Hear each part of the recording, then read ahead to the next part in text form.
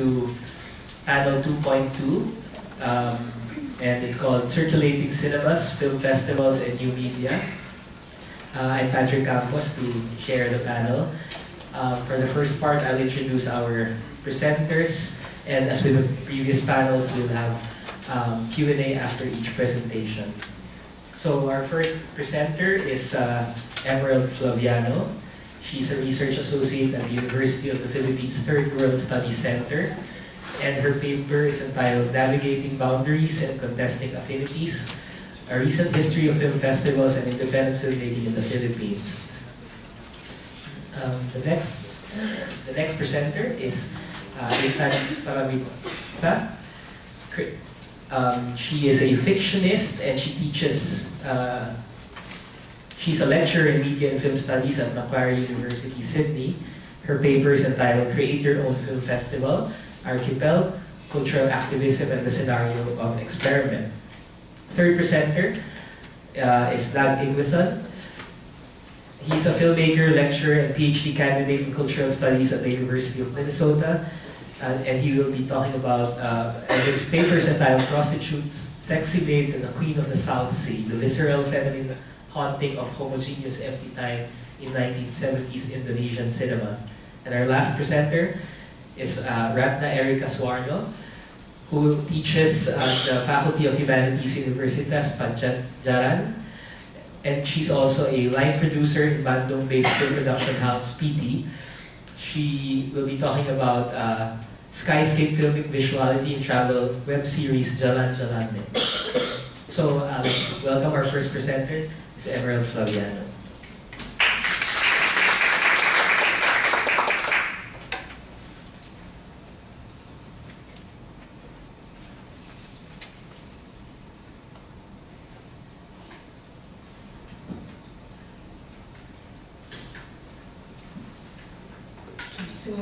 Good afternoon. I'm Flaviano.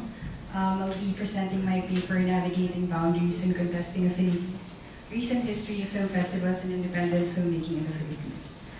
So I'll be reading my paper. Film festivals, for better or for worse, form an important part of the landscape of recent filmmaking in the Philippines. The birth of two of the biggest film festivals in the early 2000s, which took off from the decentering effects of digital film production, had ushered in a dramatic turnabout in creative filmmaking in the country.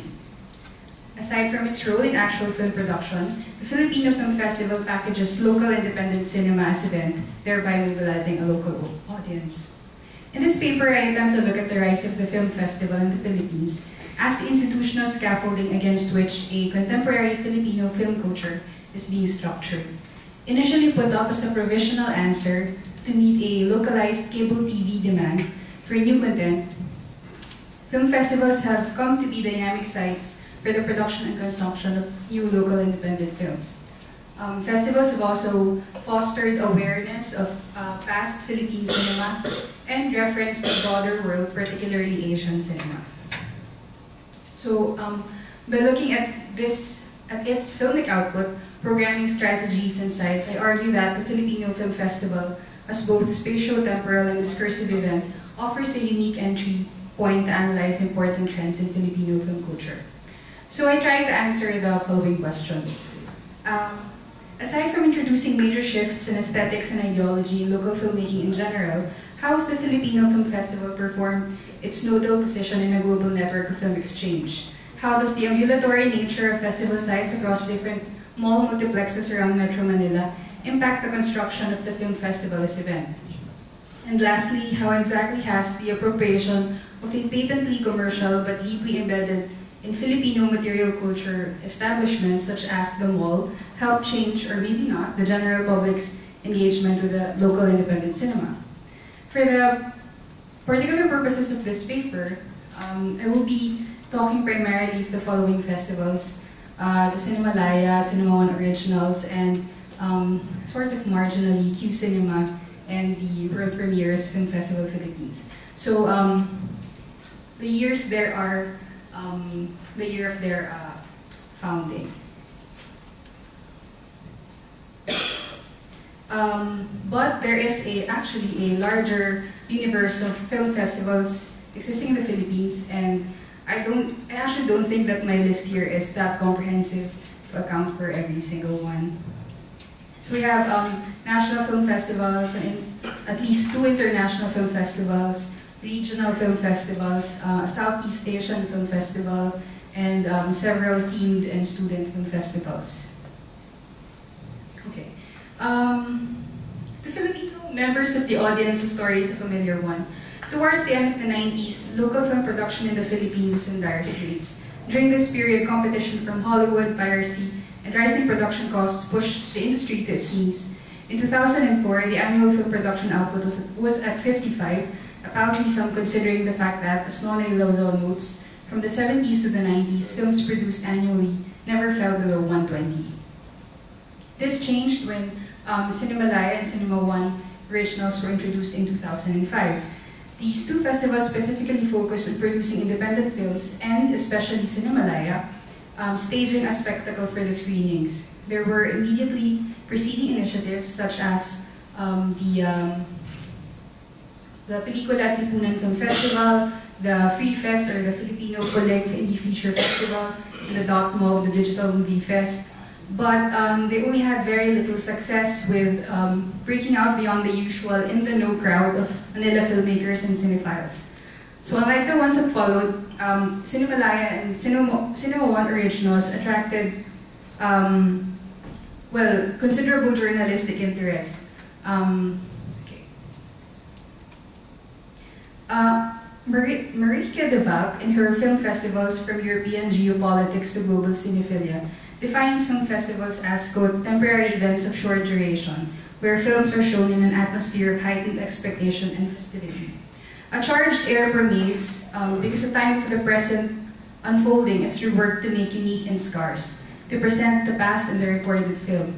This is essentially the potency of the festival event, as Janet Harbord argues, in a contemporary film culture characterized by the, quote, deinstitutionalization of film viewing, where the time of the running film is less assured as a unit, open to dispersal across differently textured times and places, in a renewed definition of modernity stroke of distraction. Okay. Seeing Kidlat Tahimik's Balikbayan #1, Memories of Overdevelopment Redux 3 during the 10th Cinemalaya in 2014, this was its first exhibition, and being part of an audience which witnesses this afterwards. You can tell the stories with your own technology. Okay. So, sabi natin ang ating mga films with our own local camera.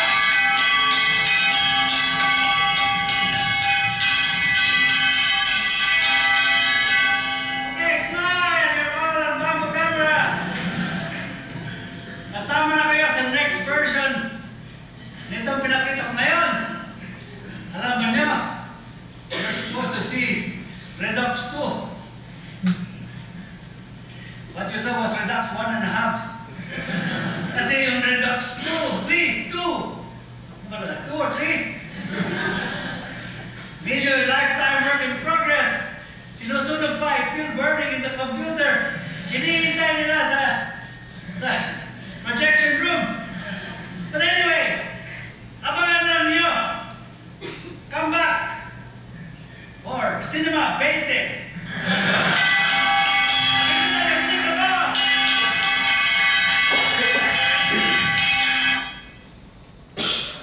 So essentially, Kidlat himself is confused what Redux number the film just shown was, and reveals that part of the film is still sinusunog or being burned to a DVD for consequent screenings.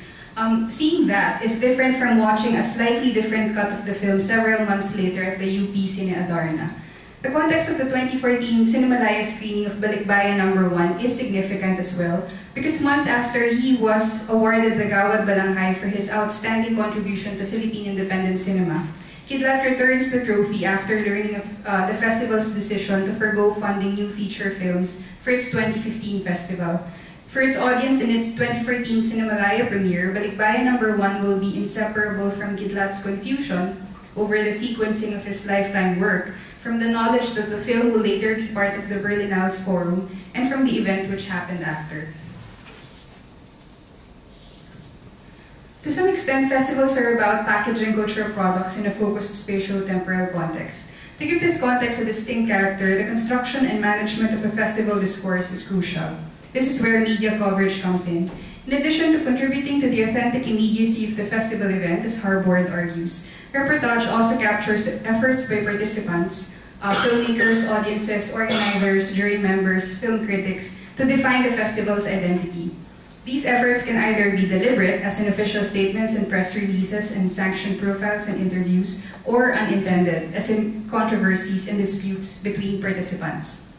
The important thing is that all of these cohere and present a distinct identity to publics beyond the festival, be these international film festival programmers, or distribution sales agents for specialized circulation, or the general public interested in expanding their cultural horizons. Recent Filipino film festivals in general identify with the production and circulation of independent cinema. This relation is specialized for festivals such that, for example, Cinemalaya is known for grafting commercial film techniques to otherwise slightly unconventional filmmaking, or that the Cinema One Originals has been particularly attentive to producing regional films, or that the Q Cinema International Film Festival is quicker than others to support documentary cinema.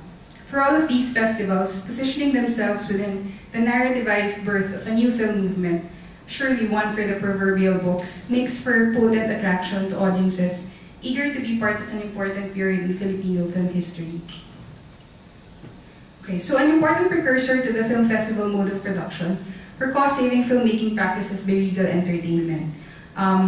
Pito-pito, literally 7 films, are shot in a week and edited in another, with small budgets for minimal cost to the studio. These films were produced in the late 90s when average production costs were at a record high, and profit from Pito-pito films were smaller, but they were steady. Box office earnings were out of the question, but there was enough money to be had from ancillary rights. The basic rationale of this production model was eventually echoed by the first production-granting festivals, Cinemalaya and Cinema One Originals.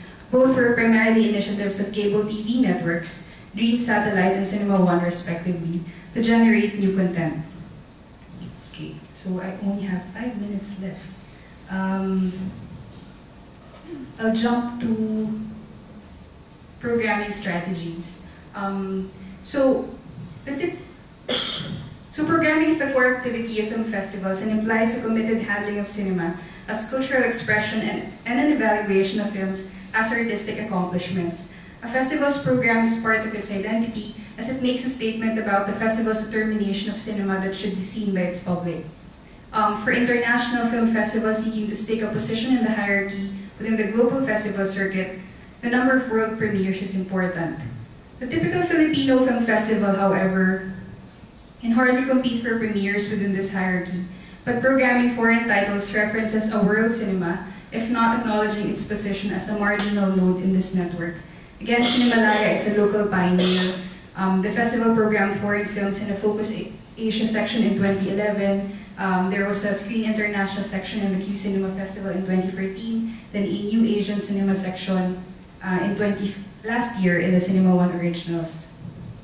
Okay, what is notable is that foreign films are featured side by side with Filipino films. This juxtaposition is important as the local films are taken to represent the best of what recent Philippine independent filmmaking can offer. Thus formulated, a local film festival essentially closes the circulation loop. As Filipino indies circulate in the international film festival circuit, so is this abstract world cinema projected back to Filipino audiences. I'm going to skip some slides. Okay. Site. In her 2009 dissertation, Jasmine Trice looked at Indie Cine, a screen dedicated to independent films in Robinson's Gallery at Manila Mall. Opened in 2007 with the Bagong Agos Film Festival, Indie Cine was expected to transform popular engagement with the then-nascent Filipino independent cinema by situating itself inside the mall multiplex. Unfortunately, this screen has closed in 2010, after only 3 years. But in any case, for the majority of Filipino festivals, the mall multiplex is the default festival's infrastructure. Making do with what's available is how I would tentatively characterize its reliance on the mall multiplex. The Cinema One Originals sighting is a case in point. The festival has totally been ambulatory from the outset, alternating between Metro Manila malls, SM Mega Mall, Robinson's Galleria, Glorieta, Trinoma, etc. As a solely content-generating project of the Creative Programs Incorporated, a subsidiary of the media conglomerate ABS-CBN Corporation, Cinema One Originals was initially not strongly invested in framing the festival's event to generate considerable public interest. After a 3-day run in 2005, the films went straight to VCD. So festival time is barricaded from the rhythms of everyday life, albeit this division is stronger when festivals are held in a specific site, as in the physically isolated Cultural Center of the Philippines, where the Cinemalaya Festival is held, or in the state-run cinematheques across the country, where FDCP's festivals, Sineng Pambansa, and WPFF are held. Because CCP is out of the way and the festival is scheduled, and the Cinemalaya Festival is scheduled during the monsoon season, a wet Cinemalaya day is not worth it if one does not get to see at least 2 films. Given the limited time in between screenings, which runs from 30 to 45 minutes, audiences hang about the usually deserted CCP, jostling for a seat at the lounge at Bulwagang Juan Luna, or queuing up for the next screening at any of the Centers for Theaters. It is not uncommon to come across groups of mostly young college-age people avidly discussing films they just saw, recommending which should be seen, sharing plans to see them, etc. In short, when one goes to Cinemalaya, one can't do much else but watch films and talk about them. Final paragraph. The sheer number of film festivals in the Philippines, producing and exhibiting local independent films and screening foreign films to local audiences, speaks to how festivals have changed Filipino practices of local film consumption. Film festivals have framed watching Filipino independent cinema not only as indicative of cultural and intellectual credentials, but also as an event. An experience of being part of an intense quote-unquote artistic activity, of being part of a momentous period in Filipino film history. Watching indies is by no means massively popular, but citing the activity in the mall multiplex and formulating it as the unfolding spectacle of a festival generates wider interest. As what happened with Indie Cine, no home for independent cinema is permanent enough in the mall multiplex via an empty theater. It is not enough to simply put out independent films. Staging screenings as event, defiantly celebratory and ephemeral as they are, in a festival context is absolutely essential. So, yeah, thank you. Thank you, Emerald. So we open the floor for questions.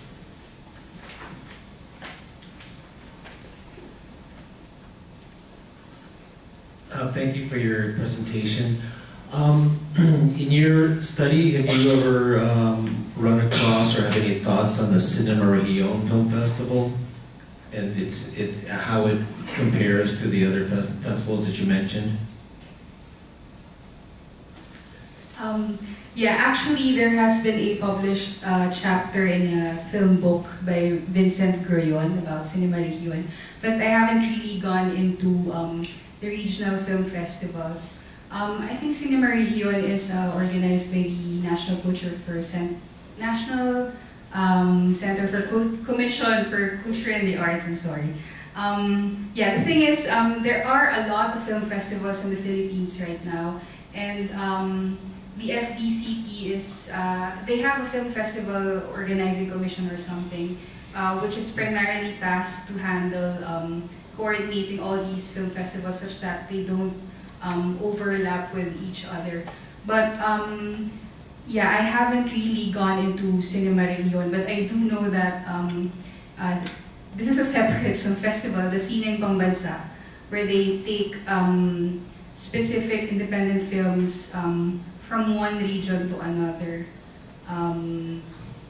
Yeah, sorry for giving such a lame answer. Any more questions?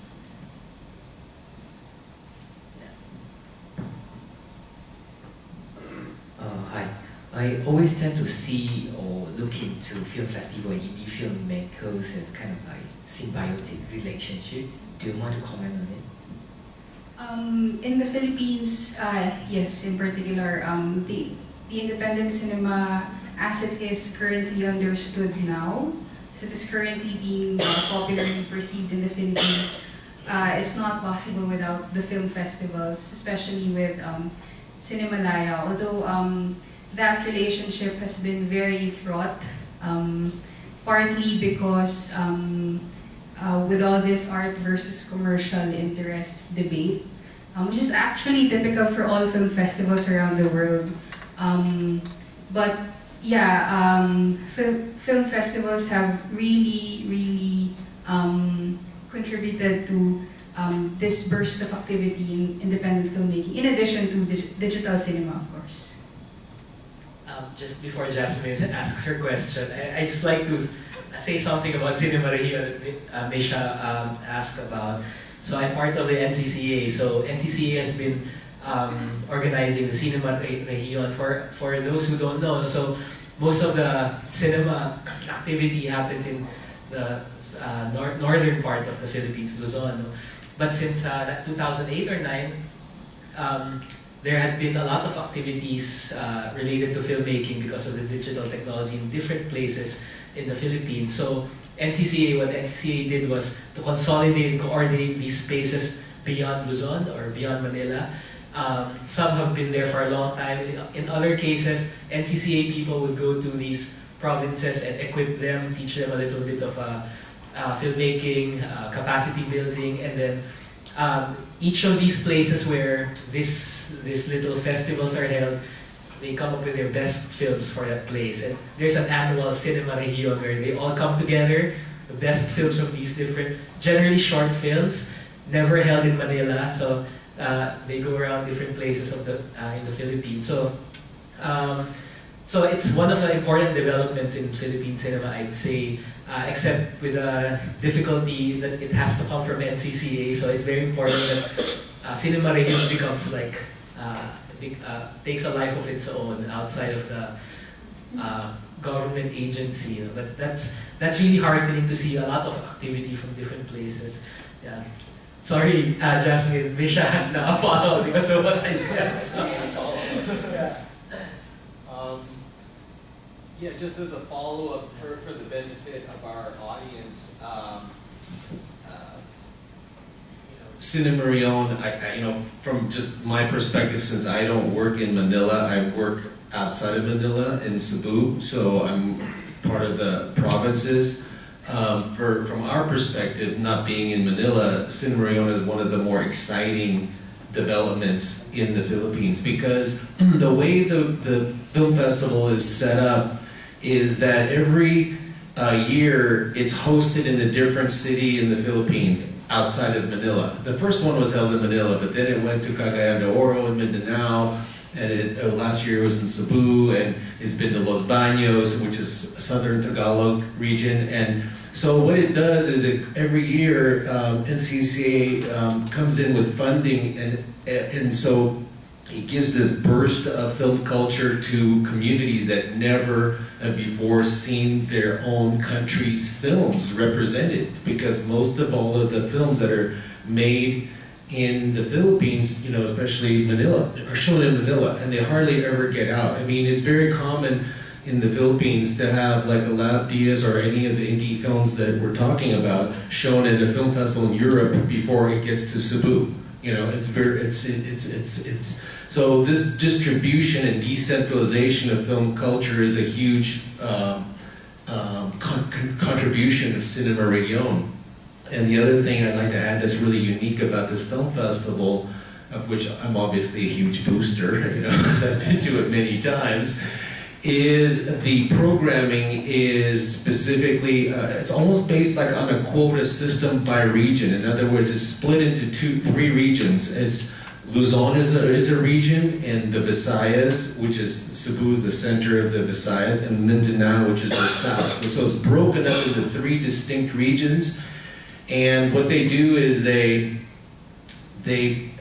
program, they do a weighted programming. In other words, every region has a slate of shorts and several features that are represented. So it's a balanced representation of the film activity going on in the Philippines.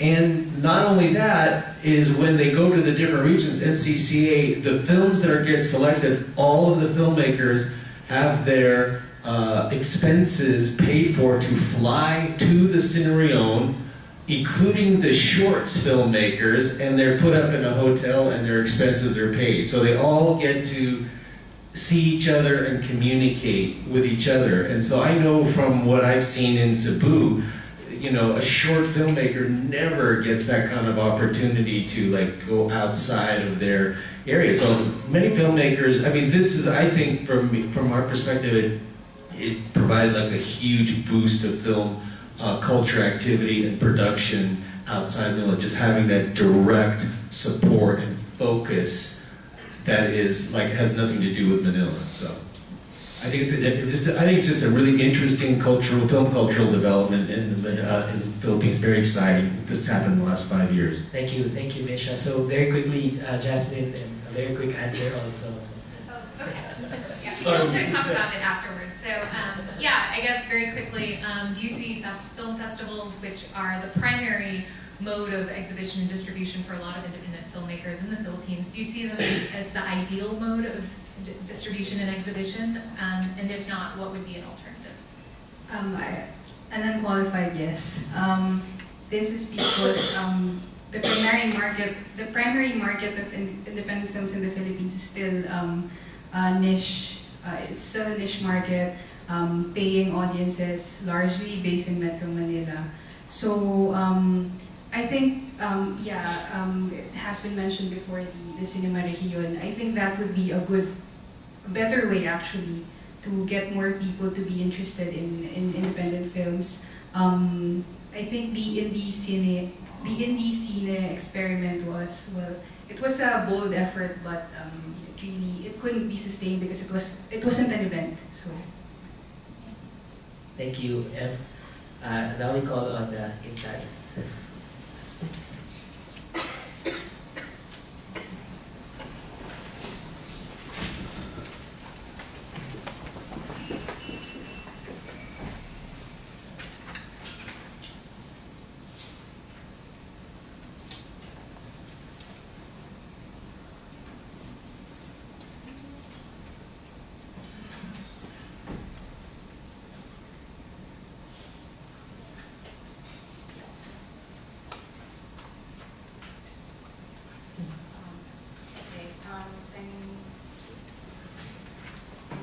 So my paper is Create Your Own Festival, Archipel, Cultural Activism, and the Scenario of Experiment.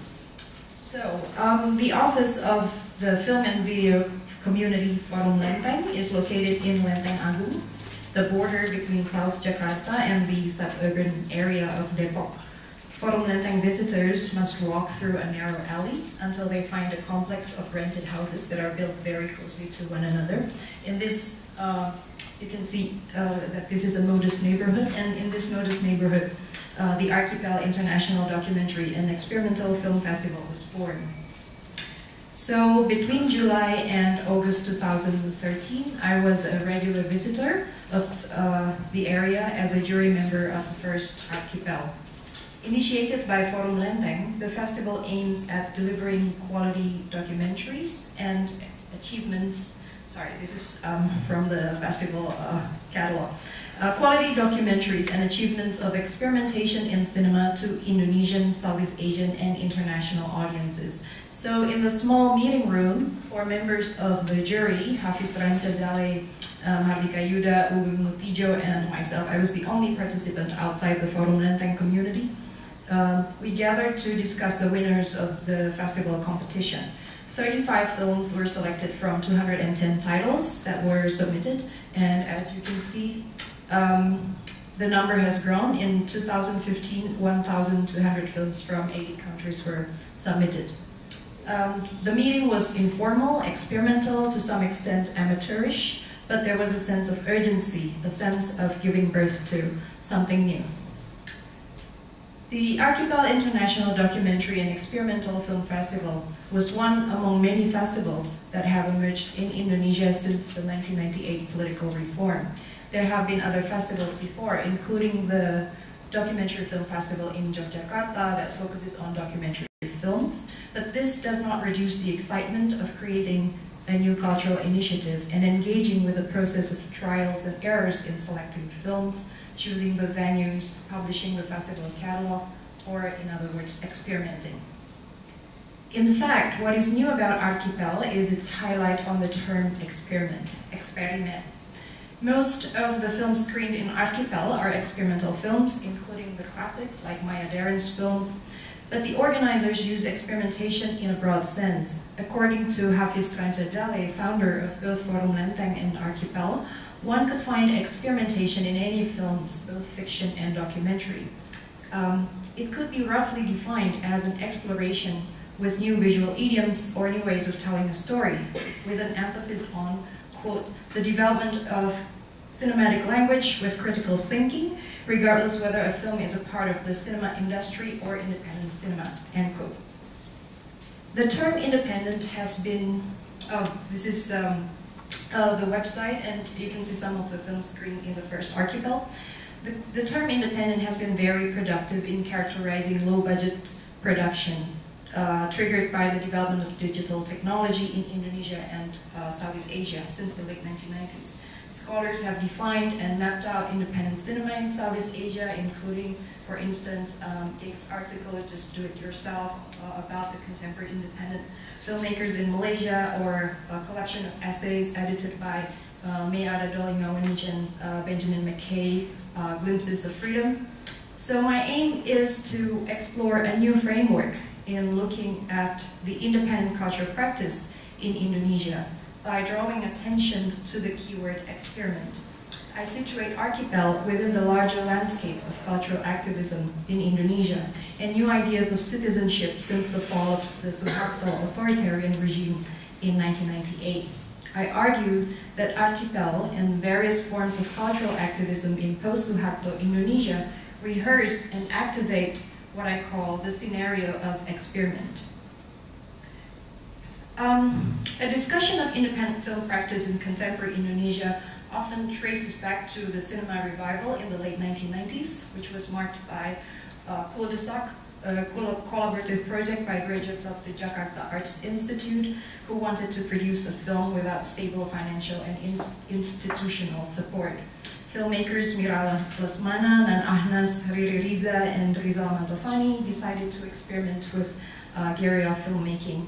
The result was a low-budget independent film called Cul-de-sac, a compilation of 4 shorts about youth in the urban space. As many scholars have pointed out, independent film practice soon created a major change in film culture. Film communities, large and small, are growing with various aims, making films, archiving, and organizing public screenings, also workshops and film video festivals. And prior to Archipel, Forum Lenteng had done most of these activities, and they are not the only one. Many communities share the same characteristics. They were initiated in the early 2000s by young people as alternative spaces. Alternative here means a challenge to formal and regulated spaces, including the monopoly of the 21 Cineplex system or the bureaucratic institutions inherited by the New Order state. So after more than a decade since Cul-de-sac, there has been a pervasive desire to start new ideas, new collectives, new affiliations are constantly produced. So the do-it-yourself, the DIY spirit characterizes the emergence of cultural initiatives across Southeast Asia since the late 1990s. So the funding of Archipel is not completely unpredictable. Similar to other communities that lack financial support from the state, it depends largely on the guerrilla mode of production. So although Forum Lenteng receives funding from the Ford Foundation for various programs, the Archipel Film Festival, at least in the initial stage, was funded mainly through the saving of Forum Lenteng organization.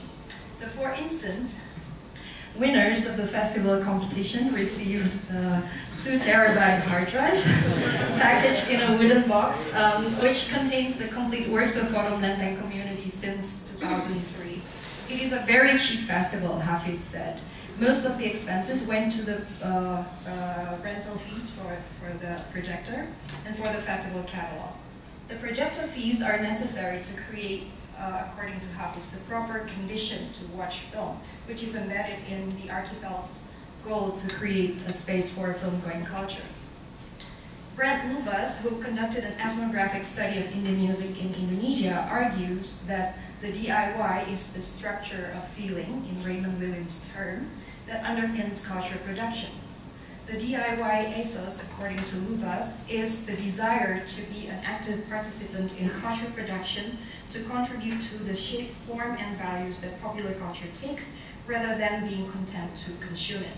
I would argue that such active participation is linked to the idea of youth as new citizen subjects who take part in the process of political and cultural transformation. The post-Suharto cultural landscape is inseparable from the question of what kinds of subjects are produced by the political reform. How does cultural production reflect the transformation of ideas about what it means to be citizens in the post-authoritarian time? I argue that the narrative of the 1998 student movement contributes to the construction of new citizenship. The story of how students toppled Suharto as the ultimate father by transforming the street as an open space for political struggle has reframed the notion of citizenship and shaped various forms of cultural practice of the post-1998 generation. The New Order regime made exhaustive attempts to normalize the practice of citizenship through laws that sterilize citizens from any potential of political subversion. Today, turun ke jalan, or taking to the streets, has become part of people's daily lives. Not only are demonstrations more visible and varied, but the act of taking part in the changing of the social and cultural landscape is also viewed as desirable. The idea of politically engaged youth is closely related to how space is experienced. After the demise of the New Order in 1998, democratization processes have prompted new ideas, feelings, discourses, and exchanges of keywords, such as transition, openness, and freedom of expression. Abidin Kusno argues that Indonesia's reformasi has created a sense of looseness in the center, a pervasive feeling in the society when everything associated with the center, the state, the capital city, and the formal spaces facilitated by the government ceases to be the main source of authority. So what we have is the decentralization. Decentralization has produced this orientation about authority among citizens, but at the same time, it has also evoked the desire for citizens to find new spaces for experimentation. So a sense of looseness exists simultaneously with a sense of being in the frontier. So this idea of a new frontier in the cultural sphere, as well as the desire to take part in the political transformation, produces a discourse of cultural production as cultural activism. Faye Ginsberg defines cultural activism as the ways in which cultural material is used and strategically deployed as a part of a broader project for political empowerment. By inventing their own modes of cultural production, young people invent new spaces to nurture the formation of new political identities. Cultural activism for archipel organizers means a new way of thinking about the potential and the limitation of places. They appropriated established places like the Taman Ismail Marzuki Cultural Center that was built in the New Order period to propose their own agenda. So this is an example of what Abidin Kusno calls decentralizing spectacle. Yet Hafiz feels that these places have their own baggage. So for instance, this cultural center it still can't be free completely from political interests of many actors. So the organizers tried to experiment with film screening by taking over the Grand Theater You see the image of the Grand Theater in, I believe, Gustaf's presentation, and Doug also mentioned it. According to Hafiz, historically, this movie theater has a strong root in our movie-going tradition. It's near the market, crowded, and close to prostitution business. This was the theater in the mind of our audiences, not a place like this Goethe House. Hafiz mentioned that he and the other organizers wanted to occupy the movie theater for Archipel in order to provide new ways of looking at film-going culture and film history. But this experiment failed because Forum Lenteng failed to negotiate with the owner of the Grand Theater. So experiment or experiment is a keyword shared not only by among the festival organizers, but also people in the arts and culture scene in general. In the larger cultural sphere, people talk about new ways of doing things, establishing a cultural study center that affiliates with indie music rather than the academia, for instance, or organizing a symposium that's unlike a symposium. And in this case, it's creating a festival that is unlike any other festival. In brief, there's always a sense of newness. Archipel is about creating a new space, even though there have been other film festivals before. So there's a repetitive pattern here, which leads me to think about experiment in terms of what Diana Taylor calls scenario. According to Taylor, scenarios are meaning-making paradigms that structure social environments, behavior, and potential outcomes. A scenario is a paradigmatic setup, similar to narrative in literary analysis, but it is also action. What it highlights is the embodiment of social actors, which allows us to delve more into corporeal behaviors that could not be reduced to text. And this allows us to pay attention to how actors interact with their spectators. Taylor deploys the frontier scenario in the United States, which manifests in the wide range of events from cigarette advertisements to the hunt for Osama bin Laden, to underline how scenarios are repeatable and transferable. So, expanding Taylor's concept of scenario, I argue that the scenario of experiment functions as the backbone of cultural practice of youth as new citizen subjects produced by the 1998 Reformasi. I highlight the repetition, or what Diana Taylor calls once-againness of experiment as both paradigm and action. It carries the weight of accumulative repeats. A scenario, according to Taylor, makes visible again what is already there, the ghost, the images, the stereotypes. In the scenario of experiment, the image of the experimenting youth as the initiators of new spaces are constantly evoked. The experiments of the cul-de-sac filmmakers in the late 1990s triggers other experiments, but with variations, with differences and contestations. Young filmmakers embrace the spirit that everyone can intervene in cultural production. The DIY practice is a mode in which the scenario of experiment is rehearsed. Fund your own project, make your own institution, create your own audience, your own festival. Hafiz explained. For 10 years, Forum Lenteng's activities have focused on documentary films, experimental films, and any films. We diligently learn about film theory and film history. These issues are considered by the public as being too elitist, only circulated among the few. This stigma is associated with groups that watch and discuss films not commonly available in public. But the real problem is space. There is no space. Archipel, like cul-de-sac and many forms of cultural production that rehearse the scenario of experiment, is an attempt to create a space that the cultural producers regard as lacking or non-existent. Its formation, in other words, was driven by lack, and this lack needs to be filled with experiments. After more than a decade since Reformasi, the feeling of starting new is constantly restored. This underlines what Diana Taylor calls the once-againness of the scenario, or in this case, more specifically, the once-again newness. Due to the time limit, I would just jump to my conclusion and questions. The idea of new citizenship, as well as the sense of looseness that opens up the spaces of experimentation, have fueled post-98 film practice in the most creative ways.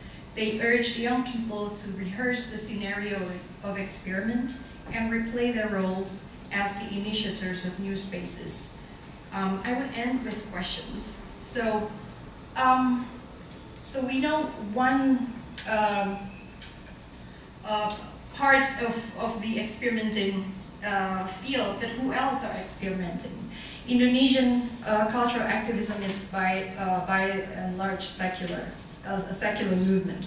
But what about the conservative groups, especially in the age of Islamic resurgence? These groups have been experimenting too with their own languages. Some even deploy the performance of violence in the public sphere. So what kind of negotiation and friction produced by the encounters of different experimenting actors? Furthermore, what are the limits of experiments? Sustainability is now a classic issue, which I'm sure is shared across Southeast Asia. Does the temporal nature of an experiment, which results from the decreasing funding sources, for instance, produce endless new experiments? So these are the questions that I hope to keep exploring, and I look forward to hearing your thoughts. Thank you. Thank you, Intan. We open the floor for questions. Yeah. So there are people over there. Thank you. I really enjoyed your paper. I had a question. You borrow a lot from Diana Taylor's scenario, right, as a concept, and I was wondering if maybe you had a perhaps different conceptualization. I mean, to what extent are scenarios as a concept a series of limitations, and what would those limitations be? The other question I had was about, you bring up lack, and I wonder, just, is it not lack, but is a rejection of more institutionalized spaces for, you know, say the film industry in itself? That it's not lack, but a rejection, right? So just questions about that. Thank you.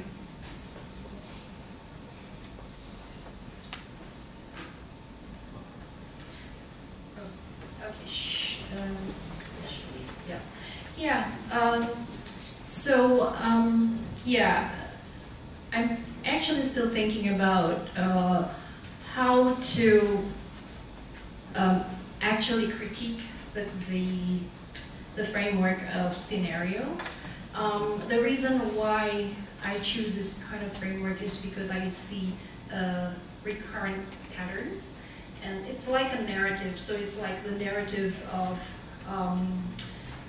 the Odyssey, the narrative of Boeing, the narrative of, you know, the kind of story that's repeated over and over.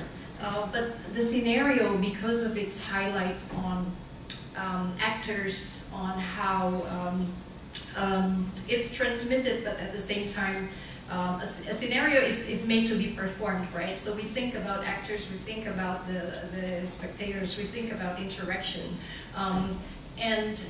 This is the reason why I feel that in addition to the repetitiveness, a scenario allows us to think about the corporeality of the event, and how that event can take various variations. But I do think that the concept needs to be critiqued in order to make it perhaps more productive. I do think that there's the rejection of the institutionalized spaces, but what I've observed is that this lack, there's a sense of lack among the practitioners, even though things have been done before. And this is perhaps you can say, since this is the Southeast Asian cultural practice, archives, the archiving and documenting, these are huge issues, right, in Southeast Asia, and especially in Indonesia. And so what has been done in 2003, you might not find it anymore in 2015. And so you think that you are creating something new. So there's this festival called Women's Film Festival, and then in Indonesia, and it claimed as the first women's film festival in Indonesia. And then suddenly, a feminist from the 1990s, she got really mad and she said, I organized the first Indonesian women's film festival, but there was no archive. So you feel like you are doing it for the first time. It's the once again newness, because archives are not available. Yeah. Thank you. So we have two questions I have you did that. Yeah. No, I find it very interesting, partly because there's a real attempt to conceptualize the paper, and at the same time also in some way try to historicize it as well. You know, trying to bring back that whole notion of 98, and that notion of newness. It is really fascinating because if you think about, say, developers in Jakarta, they always come up with this idea of something new. You know, new property has come up, and if you trace back even during the early independence, Suwarno is always keep promoting the idea of newness as well. And you are absolutely right to say that, you know, documentation is not something that is the priority, but in fact it's all about moving on. So why do you need to document when you actually just you know, keep moving on? So one can think about, say, the history of the future. You know, future historians, when they look back, they would have trouble looking at the present, partly because of the lack of documentation, but the whole priority of creating something new. Now, when you have all this young generation continue to do experimentation, continue to come up with the idea of newness, it makes you also at the same time wonder that this is how they respond to the past. You know, by way of, in fact, just ignore that whole 98. You know, 98 is just too heavy. Anything that is in the past is just too heavy. This is the new generation who would look at me and say, you know, you're just too old. Why do you have to carry the burden of 98? We don't have to, we just ignore it, and therefore we just keep moving on. But in fact, it is one way of responding to the past. So one is in fact just ignoring it, and then the other way is to think about this is how they deal with the issues of memory, by keep creating newness. So it is both, you know, remembering the past by producing the new, but at the same time it's also about ignoring the past as well, by keep producing what is new. I think I'm actually trying to think through these whole issues with you. You know, I think, but I like that whole concept of the newness. It just makes us wonder that this new generation, we are trying to historicize them, but their whole idea is not allowing us to historicize them because they don't feel that burden of remembering. And it's precisely because of that too, the old forces find it okay for the young people to keep experimenting, because in a way, it's all about newness. It's not really trying to come to terms with the past, so they are not really threatening. They just let them continue to do the new thing as far as they are not making any attempt to come to terms with the past. So that, in a way, they reproduce that whole power relations in a very, very strange way. Challenging, but at the same time, they're sustaining it. Yeah, anyway, this is just a reflection, just out of, you know, fascinating. Thank you very much for your comment. Yeah. Because I'm one of the members of Yngvesson, I have to mention something about how the film came to be. The film was actually a form of resistance. What's always happening in film since then.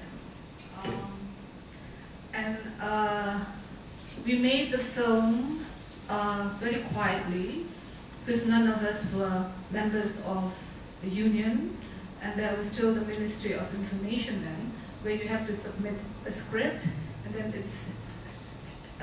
it has to be approved, and then we can make it, and then there's all sorts of regulations. And there's a line in the film that says, "Wait man mau bikin film. I only want to make a film."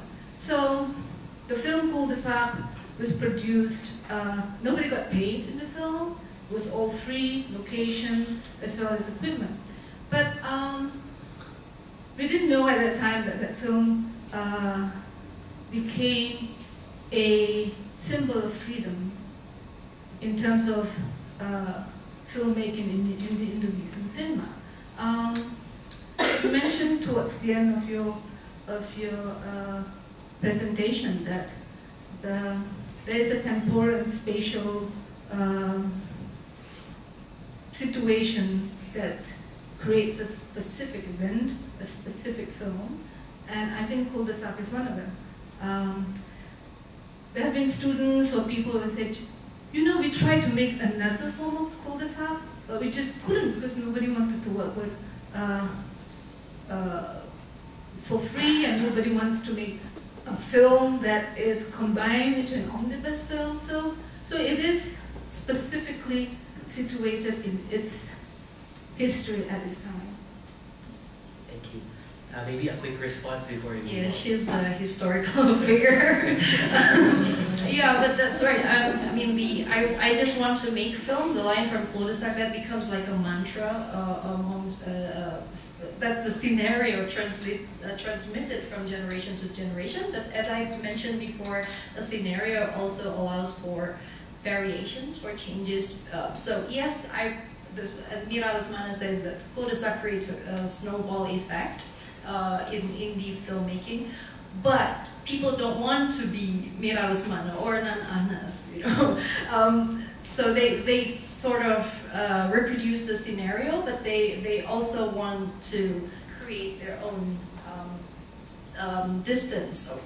I don't want to be like Riri Riza, like working in the industry, like starting as an indie filmmaker, and then now he's very much part of the industry. So there's the politics of differentiation as well. So that's why the scenario is repeated, but not always. It's not a mimicry. Thank you very much. Now let's look at that.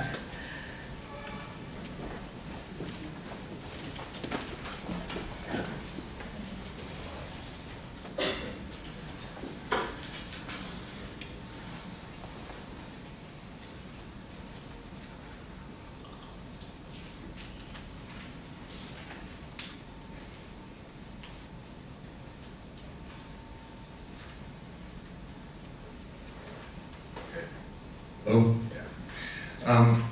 My paper doesn't have all that much to do with the theme of this panel.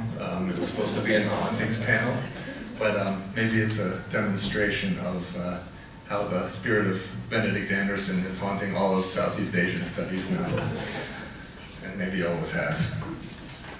So my paper is entitled Prostitutes, Sexy Maids, and the Queen of the South Sea, the Visceral Feminine Haunting of Homogeneous Empty Time, and now it's in the golden age of Indonesian cinema, not just the 1970s.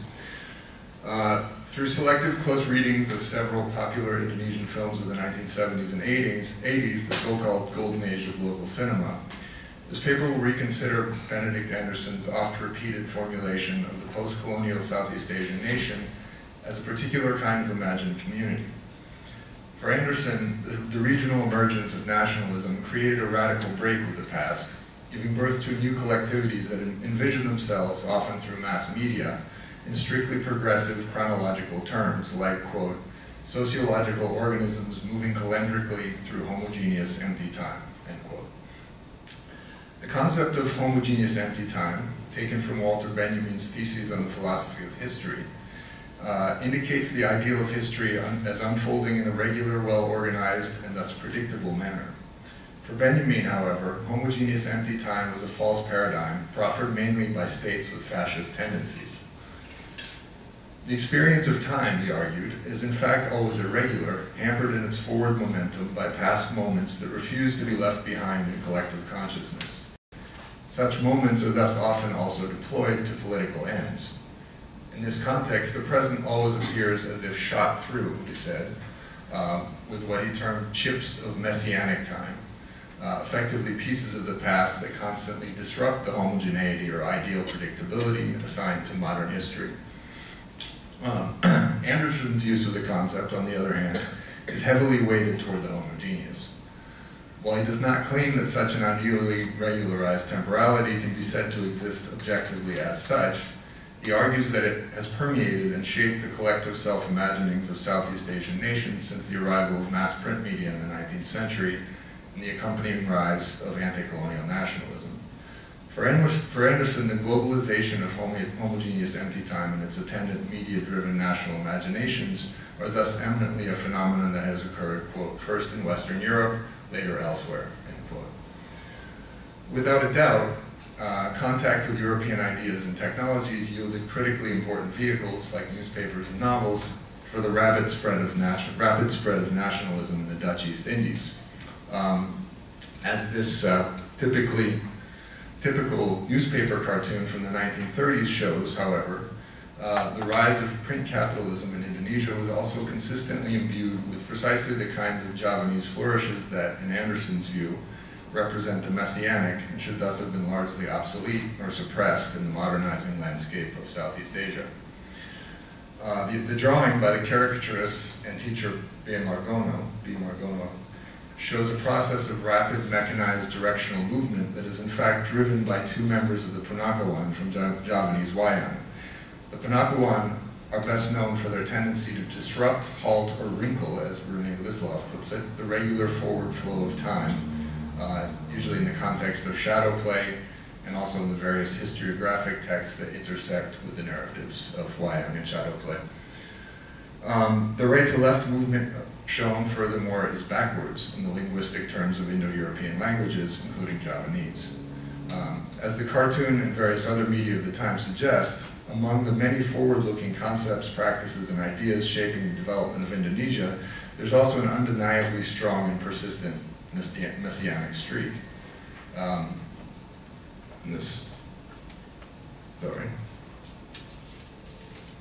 I'm not going to do that.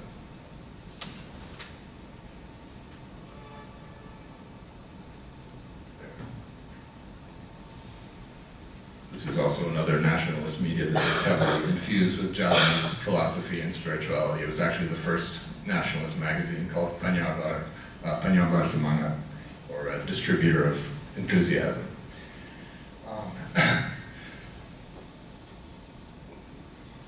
But for many observers, the rise of Suharto's authoritarian, developmentalist, and Western-aligned New Order in 1965 signaled the emergence of a more thoroughly cohesive, homogenized, and modern vision of the nation.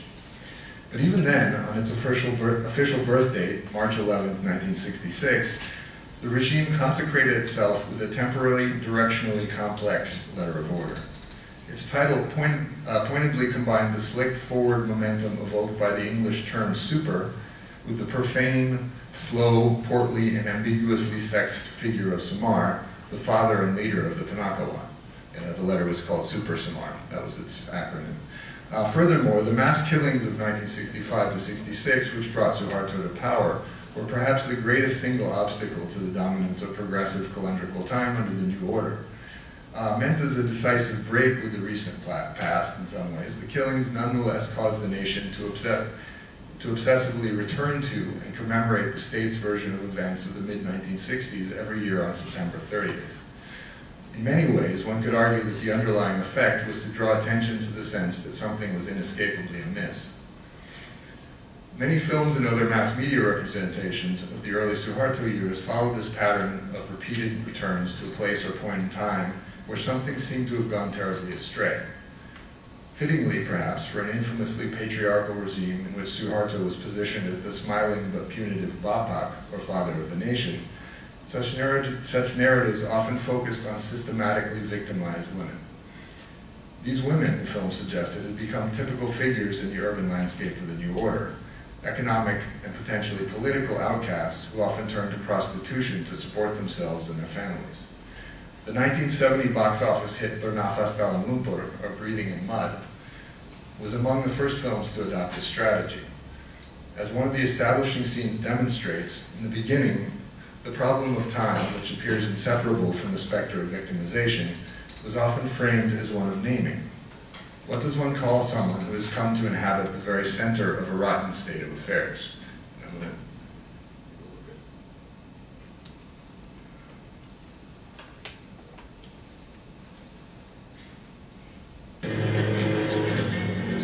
This is one of the opening scenes when the main character, Budi, has picked up Mila, who's a prostitute. Siapa yang mau main di mobil?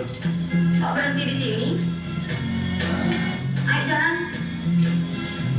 Kau pernah sekolah? Saya orang kampung. Makanya kau harus belajar dulu. Untuk apa?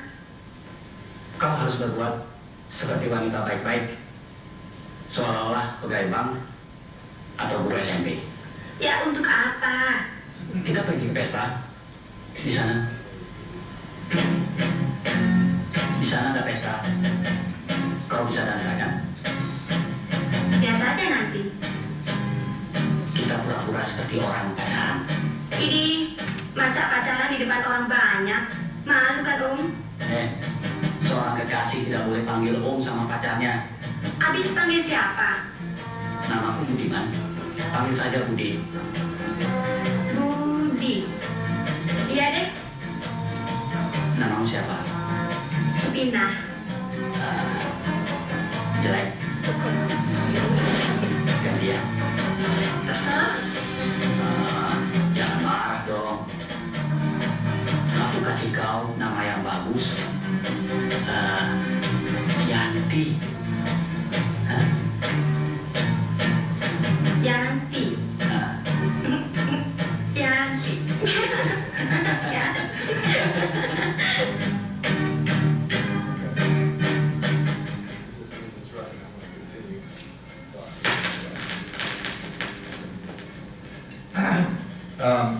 What's in a name?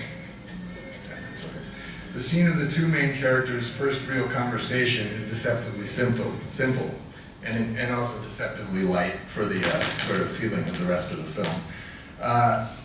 Upon her first encounter with Budiman, the actress Susanna's character seems caught off guard and is unusually forthcoming, identifying herself as Supina, the name given by her parents, with its glaringly rural ring stemming from the prefix su.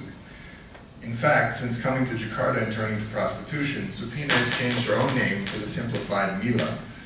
In bestowing her with yet another name, the apparently more cosmopolitan Yanti, Budi underscores his ostensible advantages as a politically safe upper-class male. In a discursive sense, he plays the figure of hero and good Samaritan that is implicitly promised by his own name, which means kindness. With a word, he thus makes as if to save Supina, if only for a night at first, from the troubles of her low birth. As Budi himself is drawn further and further into his own game, however, he resolves to permanently remove Supina from the rapidly spreading urban filth into which her status has sunken her, and the substance and environment which constitutes the mud of the film's title. But in trying to consummate a symbolic act in accordance with the strong patriarchal ideological lines of the Suharto regime, that's next, Budi inadvertently underscores a glaring lack that will define the narrative course and outcome of the film. Indonesia under the new order has been declared to be the nation state of the father, but the name of the father, claimed by Freud, Lacan, and many others to be the rigid symbolic anchor upon which most modern human hierarchies are founded, has just been shown to be eminently flexible. If a name can simply be changed, names therefore function to reveal precisely what psychoanalysts argue they are designed to hide. That names, like other words, are in fact arbitrary signifiers lacking any inherent value in and of themselves. The implication is that what operates beneath the symbolic ideological surface of the new order is something other, or something older and far more complicated than the simple smiling power of a stern patriarch. Accordingly, Budi's efforts to save Supina only serve to further ensnare her in the machinations of power acting on her life, immersing her more and more deeply into the surrounding mud until she's finally no longer able to breathe. Following the phenomenal success of Bonafastan Lumpur, prostitutes were increasingly positioned as a central element around which Indonesian screen narratives were built. In this context, the overdetermined, seemingly unalterable nature of their fates functioned to lay ever barer the falsity of the New Order's claims to legitimacy and to benevolence towards those subjected to its authorities. As expressed particularly well in the 1973 film Bumi Makin Panas, or The Earth is Getting Hotter, because movie prostitutes were often able to feel and embody the systemic limitations imposed on their lives in a sustained and totalizing manner. It was ultimately they who acquired the unlikely ability to act in a more or less conscious, realistic manner within the surrounding atmosphere of domination and amorality. As many of the films of the early 1970s implied, prostitutes had in some sense become the seers of the New Order. They were able to perceive the contours and flows of power in a way that eluded almost any other figure or type on screen. The name game in this context can also be seen as an effort to categorize and identify the underlying meaning of the cinematic figure of the prostitute. If, in the most realistic material terms at hand, they were not exactly the victims they were often assumed to be, what then did they signify?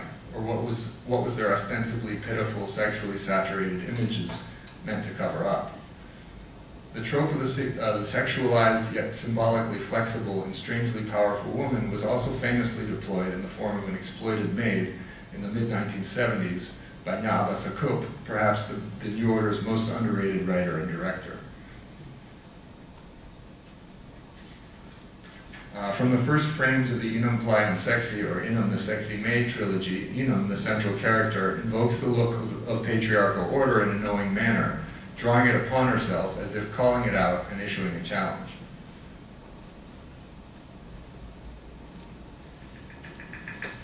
Nama saya Inam, pekerjaan babu.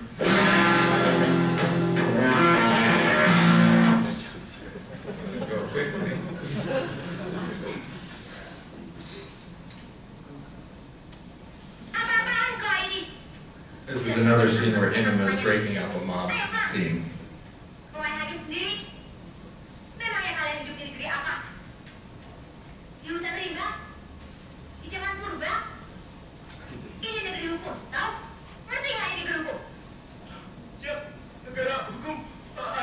Negara yang dipimpin dan diatur oleh bapak hukum. Betul, tapi nggak pakai bapak-bapakan, ya? Dia bisa ngerti. Kenapa kalian tidak? Ayo pulang semua. Pulang. Ayo, ayo.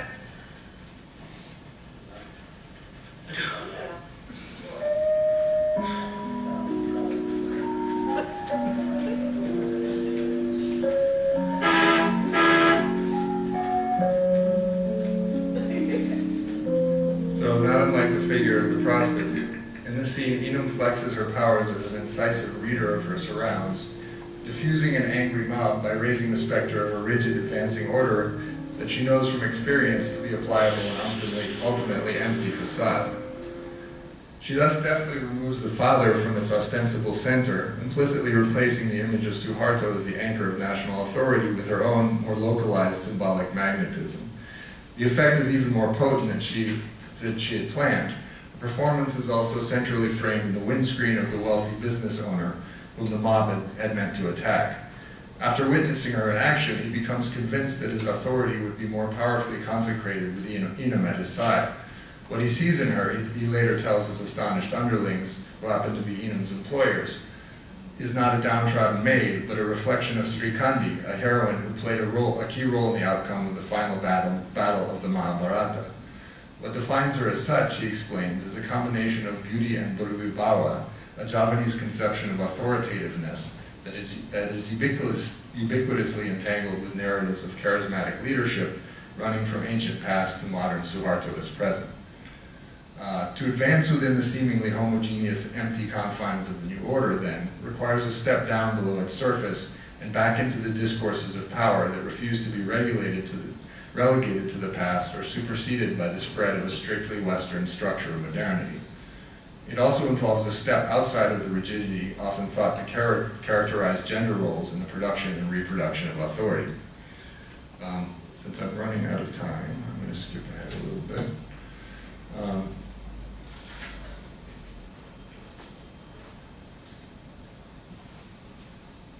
drawings. Oops.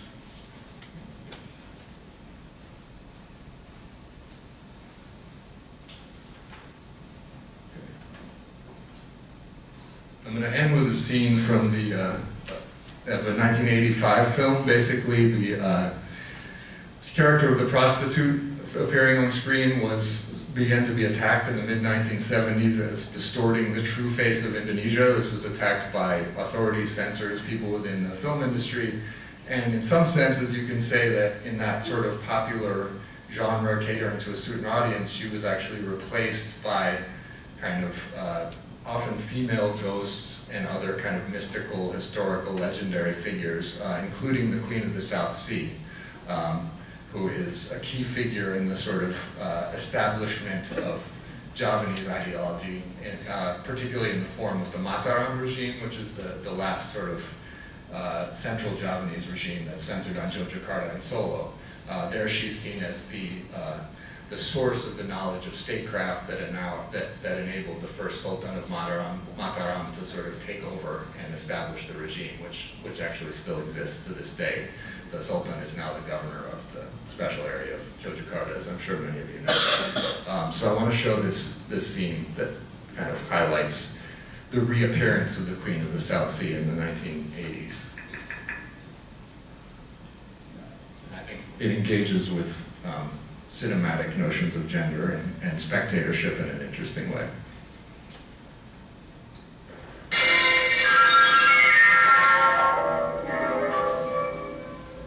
Here she's actually been discovered seemingly dead on the bottom of the ocean by these divers who then laid her out here.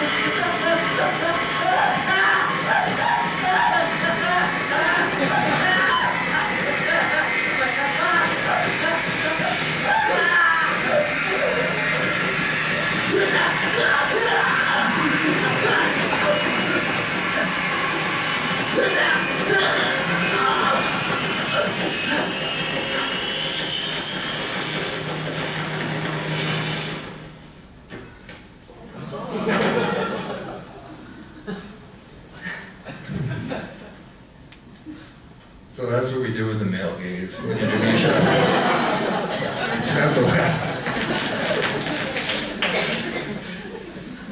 Anyway, so I'll just finish on this note. As the popularity of this and other films, novels, and paintings focused on the Queen demonstrates, in a symbolic sense, Ratu Kidul has retained her ability to attract the gazes of the people and to convey certain underlying messages about the nature of patriarchy, the flow of time, and the makeup of local and national authority more broadly. Awakening to the look of a man she senses to be a poor vessel for the knowledge she carries, she returns his gaze with a deadly electric stare, after which she immediately heads for Jakarta, where there appears to be much work to be done. There, a suitable male recipient is more carefully chosen. However, when the man, like Budi in Bernafas Dalam Lumpur, attempts to possess and save the object of his affections from her life outside of the normative structure of the family and also of time, she quickly shoots down his request. Their kodrat, a combination of nature and fate, as she says, will not allow it. Love, she tells him, sometimes cannot end in marriage. Now that he has internalized the broadened political historical perspective that her being encapsulates, she urges him to return to his studies and to the critical process of nation building that is still underway. Thank you.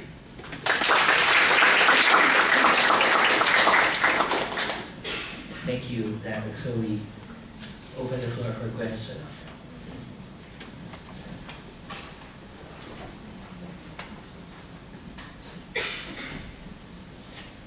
Jack, I have One question about genre with the last clip that you showed.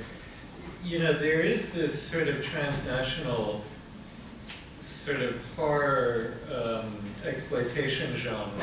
So the excerpt you showed from that last film, there are a number of films like this in other regional contexts. I'm thinking of in West Africa, in the Ghanaian context, Return of the Snake Man. There's another really hyperbolic, sexualized scene that uses this kind of low-cost special effects type of effect to, in a sense, connect to certain kinds of narrative strands. So what I'm wondering about is the reading that you're infusing this particular clip among other films with. You know, in a sense, there's this quality of genre that anchors. And I'm just wondering whether the genre overwhelms the reading itself as entertainment, just because the need to understand it in terms of the specificity of context might not necessarily, you know, in a sense, signify, you know, in a sense, why it appeals and why it entertains and what it accomplishes. So the question is then, where do you position the critique vis-a-vis the film? Is it the film in association with a number of other elements that are popular elements? Because on the basis of the film itself, making that kind of reading poses all kinds of problems because of its genre quality. Yeah, I think, I mean, I haven't seen the West African films, but this is, certainly there is a generic similarity to a number and a sort of a not so special effects similarity. But I mean, I do think that it very much, particularly if you're talking about the Indonesian audience at the time, I don't think, you know, I'm sure there are some recognizable similarities to some other genres, but I also think that the way it deploys a sort of historical legendary figure is also very important. And she's, you know, not only someone that is, you know, sort of consecrated in the literature of the Mataram regime, but there's all kinds of ongoing rituals that are still happening now that are sort of done in her name. And there's books about her, and there's paintings, there's famous paintings of her. So this is this is also a very local trope, and so it's sort of a way of localizing that genre, I think, into something that very much speaks to a local audience in a certain way. And it's, you know, it's aimed at a very popular audience also. And I think that the genre is actually something that, as far as I can tell, really appeals to that audience, maybe more than sort of slick set special effects. So that's, yeah.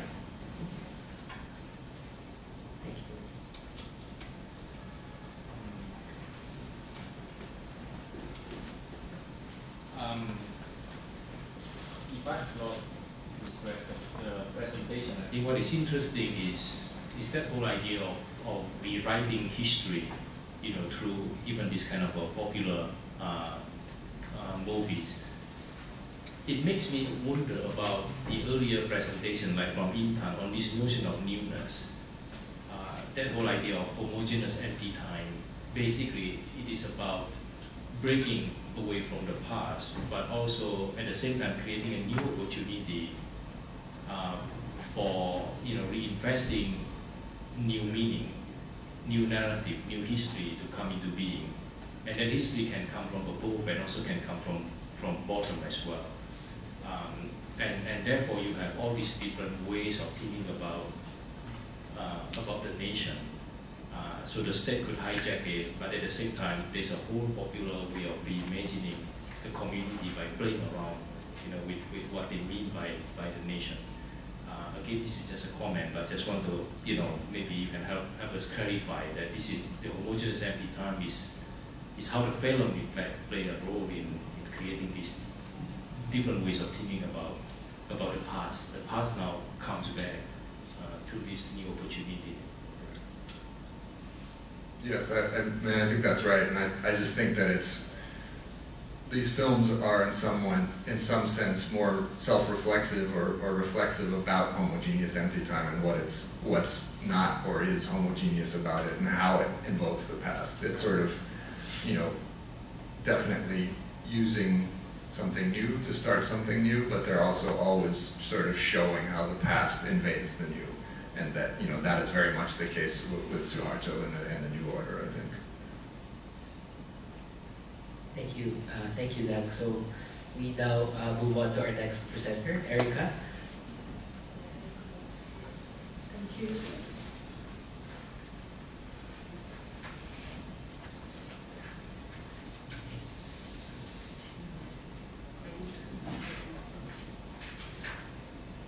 Okay, good afternoon, everybody. Thank you for having me here as the last presenter. My presentation is about skyscape film visuality in a travel web series, Gentlemen. And allow me to give you some introduction or background first about the travel web series. Gentlemen, or what usually is popular as an abbreviation, JJM, means a call for your friends, the one who we call men, to go on a travel. So this web series, which is uploaded and released in YouTube, has been running for 4 years in 4 separate seasons. They call it seasons, so they publish 3 or 4 episodes, up to 10 or 12 episodes per year.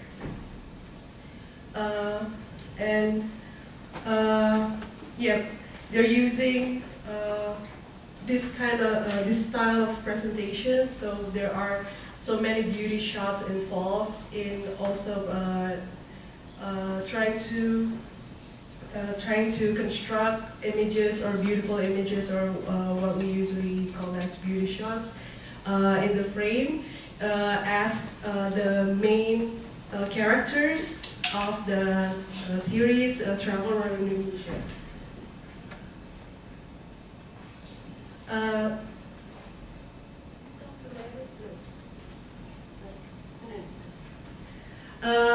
This series features 2 main characters, and as the season continue, their relationship grows. So what started as a challenge for a friend to explore Indonesia, or a boy crush on the girl, becomes one of the reason or one of the excuse for them to then travel together around Indonesia. The web series is very easy to access on YouTube, and I will speak about that later, about the media they use to circulate this. But first, I'm going to talk about the skyscape and what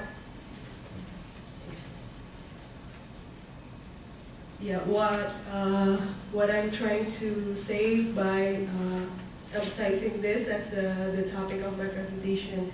This is a very short cut from the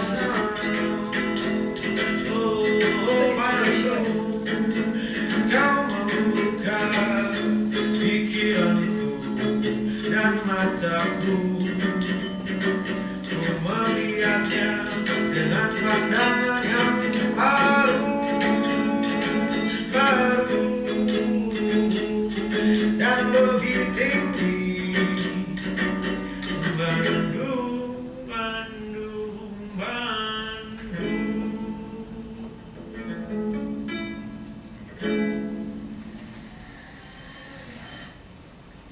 Okay, as you all might have picked up, this was featured on the earliest episode when they started to travel around Java, which was their main start. And along the series, they started to gain more. The team started to gain more money from the sponsor. Therefore, they can't afford longer trips, so they started to go on trips onto the other islands of Indonesia. So, the process of the development of the series until until season 4, it has grown more and more, as we call it, exotic, as they try to reach and travel to places that most of the travelers haven't gone, or they're trying to do more activity that usual tourists wouldn't have the opportunity to do so. And this is also the beginning of my research, where I found that starting from this cut that we've just watched together, skyscape or any scene that uses sky in order to emphasize either the time or the space where they visited or where they're inhibited at the time, become more and more significant. And on the next slide, we are going to see some more examples. And I just want to point out that the time-lapse technique that they employ on the scene became more and more prominent as the series go later. Okay, and this is also one example that it's not only about the beauty shot featured in,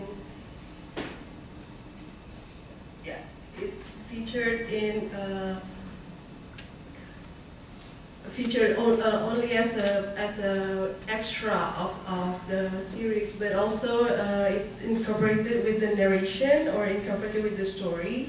In this shortcut, we see that the girl, the main role of the girl, was having a quite difficult experience. So there's an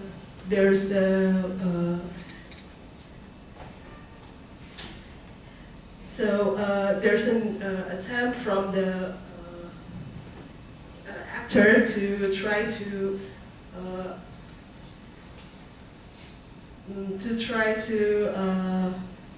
cheer her up with the sky.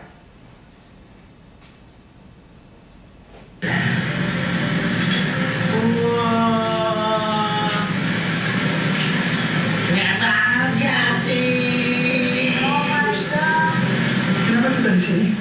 Soalnya gue mau naik buat yang keren aja. Gue kan orangnya suka yang keren-keren. Gue yakin Raya pasti seneng banget.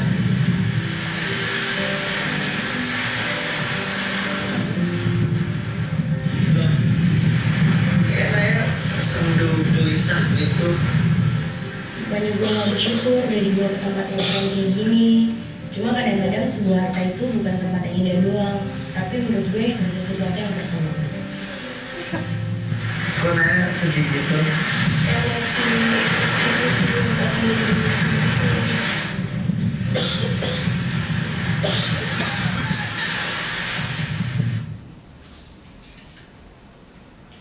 Okay, and then we can see. Okay, the slide's going ahead of me.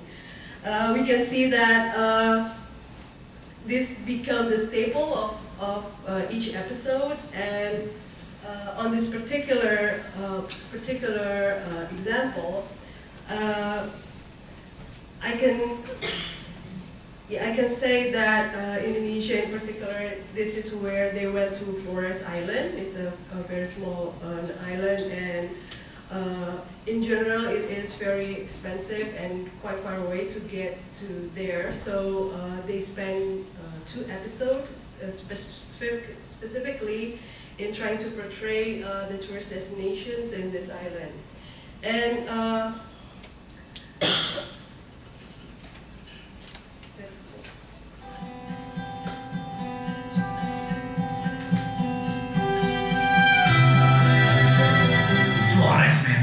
menurut gua, orang-orang yang tinggal di sini hobinya gede karena alamnya super pecah atau super jah. Wah, ini pulau terbaik untuk melakukan road trip. Maka dari itu, kita hari ini mau melakukan perjalanan super duper jauh atau sudut 8 jam perjalanan masuk ke dalam Pulau Flores. untuk melihat sebuah desa di atas awan. Wow. Okay. The narration pretty much can be translated as a description of what they were trying to do and what they're trying to travel.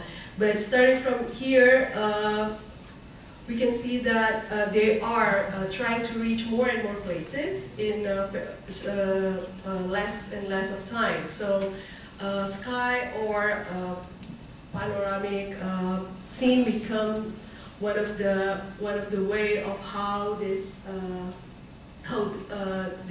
presentation of Indonesia in the web series become more and more, can I say, beautiful, and at the same time more and more condensed in a way that this place, or Indonesia, which are consisted of many places, or in the spirit of this web series, consists of many places that you can visit it, becomes too much, and then required a lot of time to be presented or on screens. And then we can see here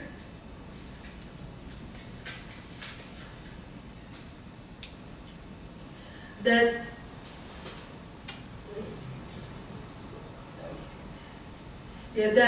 new media become one of the way in showcasing the sky or the beauty of Indonesia, and that's how the filmmaker or the production team used here.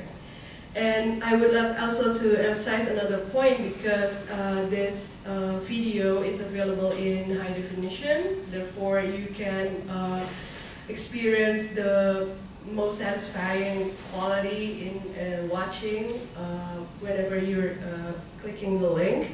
Therefore, it's the picture would not will no longer be grainy or as someone who is getting more and more used to good and clear quality on your television set.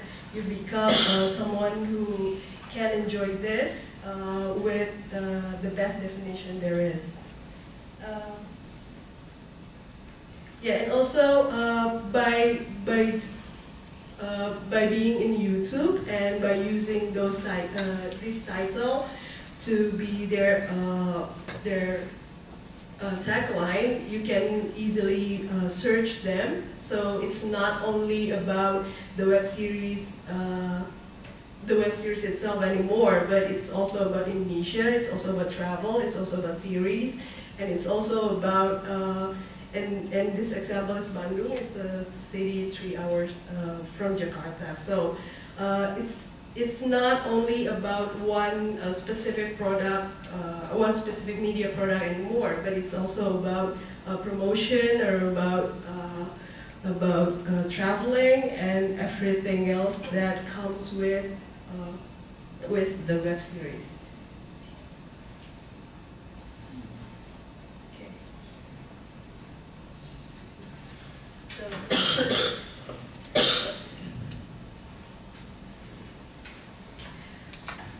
So this is another example. They're trying to travel from this city to way south, which took 7 hours, and in this sequence they're trying to pull everything to under 2 minutes, and they're by this method in the scene they're trying to put as many as movement or as much as travel at the last time as possible, presenting as many as travel in a very short time. Selama 7 jam perjalanan dari Labuan Bajo sampai Selatan Forest, pemandangannya gak pernah ada yang sama, men. Dari hutan, kabut, savana, desa, kota, terus tiba-tiba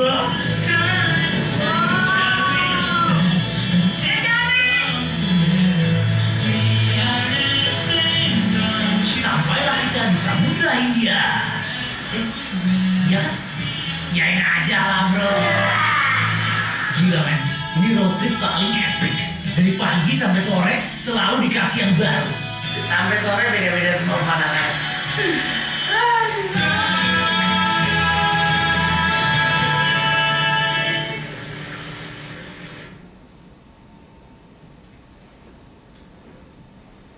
Okay, this is my last slide before. And this is where I close this very short presentation. I know that this doesn't sound very round in all, but this is one of the branch of new media that I am currently trying to work on. So. This is also one of the message that since we are all under the same sky, and then sky is then used as a product to present or to promote the vastness of Indonesia, or the welcoming of everyone to Indonesia as a way to promote Indonesian tourism. But and also.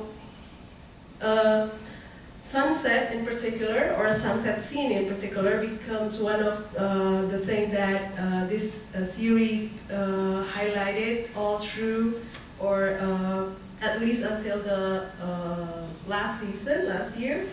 And this has, I don't have time to put on the subtitle, so I will translate this for you after we watch. Kemana juga di dunia ini, saat itu tetap yang paling dicari orang, makanya kita harus mengejar matahari. Sorry. So he was saying that sunset becomes one of the things that people from around the world will always try to search or try to see in order to get to other places. So it's one of the way of connecting with other people, or it's another way to try to make the connection. And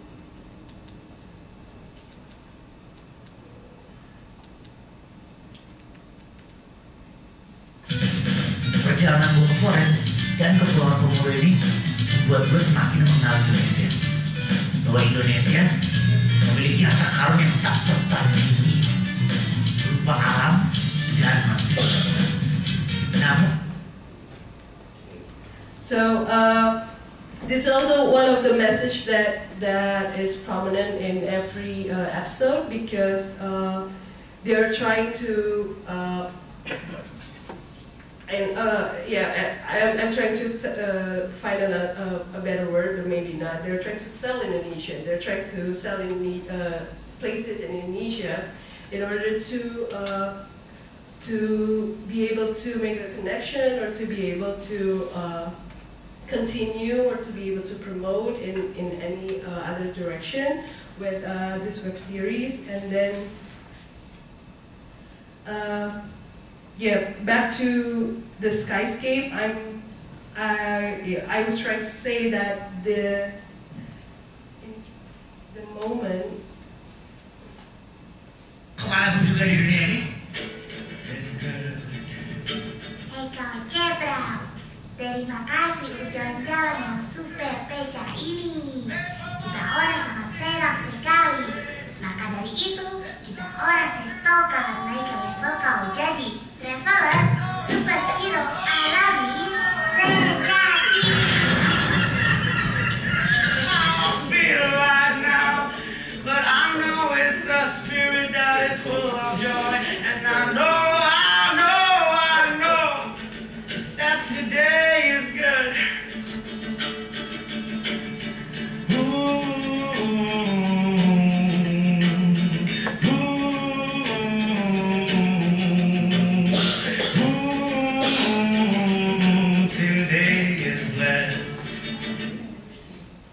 Okay, I think that concludes my presentation. I know there's still many more field, or many more questions that I need to address after this, and for that and giving. Thank you very much. Thank you, Erika. So, Erika, are you part of the production of the web series? Unfortunately not. Okay. But, yeah. Thank you. So we open the floor for questions. Yes, please. It's a very interesting choice of material to study. I find a lot of these kind of web series in Thailand as well. And you mentioned that it's trying to promote kind of Indonesian to other tourists, but it's all in Indonesian language. So it's interesting that who these audiences might be. So for me, like looking at it through kind of Thai lens, so these kind of web series, and particularly with the ukulele as a key kind of prompt, it's almost like targeting this kind of new middle class youth lifestyle, the Instagram culture, and you can do it as well. But now that kind of hip kind of lifestyle, metropolitans. If you're in rural area, you kind of watch it as a kind of fantasy that you might want to aspire to be. So it's interesting. You might want to, I don't know, comment a little bit about the kind of audience group or other demographics of people who are audience of these shows. And yeah, are they subtitled and sold out elsewhere outside Indonesia as well? I think the main audience group will be just like what you said, teenage to young adult who still have time, who only who have time and money to then travel. But I think YouTube also have provided. I don't know, sometimes it's automatic subtitle, so at least you can, if you're not getting a very accurate translation, you can get the gist of the conversation. There, I heard, but don't take it from me, but there's a plan for a future translating project. But so far, the main audience is Indonesian, because it is also already so hard to travel to those places for us Indonesian, not to mention for those who are coming from outside Indonesia. It was the same question, I couldn't have phrased it better. Okay, it's the same question. Hi. I'm sorry. Sorry. Please. I have a question. So, as we were watching this, before you translated whatever they were saying, I realized that the skyscape was already talking to us, and I think that in itself, I wonder if you think it's deliberate in not having a translation for people like who are not living in Indonesia and don't speak the language, and perhaps it actually helps your argument that the skyscapes speak for themselves. I wonder what you think. Thank you. Thank you for the paper as well. Thank you for the comment. Actually, one of the things that maybe several of you have that I don't is the experience of watching this without understanding the language, because I completely understand what they were trying to say. So yeah, that was what I'm trying to point out, and I'm very glad for the input that you gave. That means that it is working in a way that they're trying to frame it. So, and I know that perhaps I mix several of skyscape, landscape, seascape, and other scape within the cut, but in the future I would like to first emphasize on the sky, and then perhaps trying to combine them with the other scapes or the view shot. Yes. Okay. Earlier, Erika, we discussed about the lack of documentation in Indonesia, which is really quite fascinating, which is quite true. But then at the same time, after seeing this, you also realize that there are a lot of documentation going on, especially by young generation, and they are now the one who seems to discover or rediscover what one might call Indonesian heritage, the landscape and so on and so forth. I'm just wondering whether it would be it would be worthwhile to think about this project in relation to, say, if you go to Taman Mini, which is the beautiful Indonesian in miniature park. I do not know whether they are still showing this in that, the Keong Emas, the golden snail. They have this film called Beautiful Indonesia with this IMAX theater that make you really feel like you are actually traveling to all these different parts of Indonesia. And there was no narrative, I think. I can't remember now, or there was just music. It would be interesting to just reflect on, what happened, right, through the kind of a state portrayal of Indonesian landscape and a kind of a youthful rediscovery of Indonesian landscape, right? And think about this sort of a shift or maybe the continuity. What year was that show? The Beautiful Indonesia in miniature. That was. It's show. That was. It is shows in Taman Mini Indonesia Indah. It's a miniature park.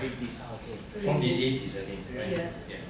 And it shows, if I'm not remembering incorrectly, small artificial islands in the park, most of it, and then other the houses. Yeah, but there's a whole theater, yes, where the IMAX theater, where the whole Indonesian landscape would be portrayed. Then you would bring your guests from outside Jakarta to just, look at this is our Indonesia. But in a way, what you saw is the youth, the young generation reproducing Indonesia through their own camera. And whether they are conscious about the fact that there was this sort of presentation before. Thank you very much. Maybe we can have one last, Brian. As someone unfamiliar with this, but coming at it from the perspective of post-colonial studies, I can't help but think of the symbolic significance of Bandung as the site of episode 1. And I was wondering if that's just happenstance, because obviously there's a historical significance related to the African-Asian Conference of 1955, and this is obviously interested in travel and tourism, but this is also where the kind of affirmation of Indonesia as an archipelagic state, and this travel series seems very interested in kind of this this island imaginary of Indonesia, and there's almost a kind of, to go back to your point earlier about decentralized, what is the national imaginary and decentralized formation in these new media platforms? This seems like almost the perfect media for exploring that, because they're not going to beyond the border of the nation state, from what I can tell. It's definitely shaping itself within the national framework. They're not going to they're not going to Malaysia, they're not going to Papua New Guinea, as far as I know. Maybe they do go to East Timor, but I'm not sure, but it's all within kind of the boundaries of the nation state, although you're talking about places that might be hard to get to. So I'm just wondering if there's any of that tracing, because it does seem to be at least a latent symbolic significance of Bandung as episode 1.